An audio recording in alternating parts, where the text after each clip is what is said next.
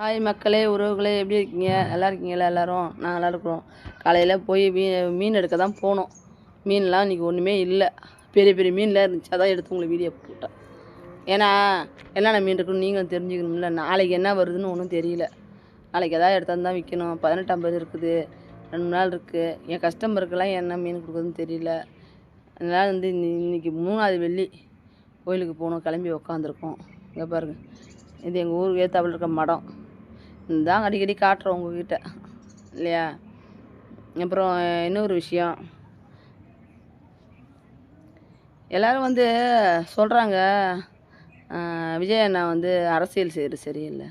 சரிப்பா, 50-60 வருஷம் 7 வருஷம் வேலை செஞ்ச அரசியலில் இருந்தவங்களே ஒன்றும் சாதிக்க முடியல. விஜய் அண்ணா வந்து பஸ் இல்லாதவருக்கு பஸ்ஸு விட்ருக்காரு, நடந்து போக முடியல அப்படின்னு சொல்லி வீடியோ போட்டிருக்குங்க. அதுக்கு ரோடு ஏற்பாடு நடந்துகிட்ருக்கு. தண்ணியே வராத கிடந்துச்சு, அவங்களும் தண்ணி விட்றாங்க. அது மட்டும் இல்லை, ஹாஸ்பிட்டலில் வந்து பார்த்துக்கிறதுக்கு பார்த்தா ஒரே அசிங்கமாக இருந்துச்சு, அப்படி இருந்துச்சு இப்படி இருந்துச்சு சொல்லி ஒரே நடந்துருந்துச்சு. அதுக்கு வந்து விஜய் அண்ணா போய் நேரடியாக பார்த்து செஞ்சாங்க. அது மட்டும் இல்லாத மக்களுக்கு என்னென்ன வேணும் ஏது வேணும் பார்த்து செய்கிறாங்க. புதுசாக அரசியலில் இறங்குறாங்க. பெரிய கொடூரமாக இருக்குது. எல்லோரும் வந்து அப்படியேப்பட்ட விஜய் அண்ணாவையே எல்லாம் செய்யணும்னு நினைக்கிறவளே ஒன்றும் செய்ய முடில.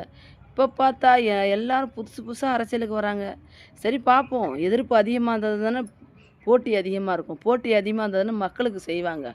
அதனால் வந்து நல்லா இருக்கணும், வரட்டும், வர வேணான்னு சொல்ல. அதுக்குன்னு வந்து விஜய் அண்ணா செஞ்சது எல்லாத்தையும் அவங்களும் செய்ய வேணாம். அவங்க பேசுனது இவங்க பேச வேணாம், அவங்க கட் அவுட் வச்சது இவங்க கட் அவுட் வைக்கலாம். இதுமாரிலாம் செய்யாதீங்க, சரிங்களா? உங்களுக்கு என்ன வருதோ உங்கள் அடையாளத்தை காட்டுங்க.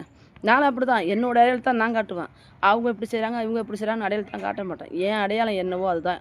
அப்போ தான் மக்களுக்கு தெரியும், எல்லாருக்கும் தெரியும்.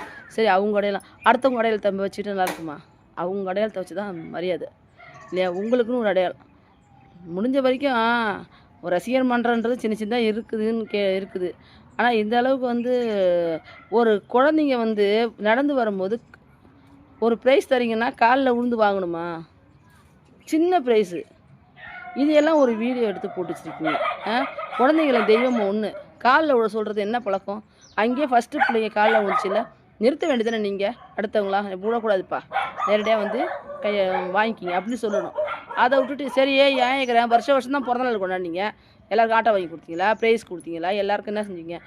ஒரு பிறந்தநாள் யாருக்குமே எங்களுக்கு தெரியாது, இது வரைக்குமே யாருக்கும் மக்களுக்கே தெரியாது. இந்த வருஷம் தான் தெரிஞ்சிருக்கு அரசியலுக்கு வரத்துக்காக. சரி ஓகே, வாங்க, வேணான்னு சொல்ல, நாங்களும் உங்களை எதிர்பார்க்குறோம். வாங்க, உங்கள்